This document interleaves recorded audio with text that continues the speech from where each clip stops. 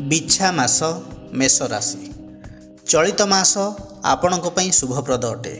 गो मेषादि क्रय करिवे। व्यवसाय रे आयर संभावना रही।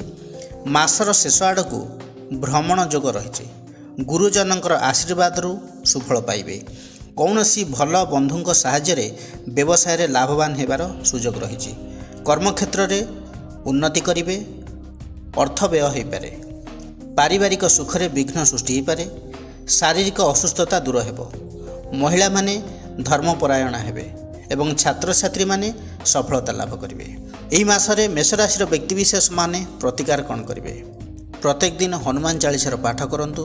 प्रत्येक मंगलवार हनुमान दर्शन करंतु एवं आपणकर राशियाधिपति हेले मंगल।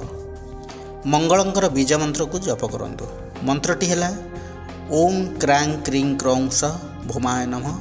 दैनिक 108 थर जप करंतु। आपणक पई शुभ रहिबो।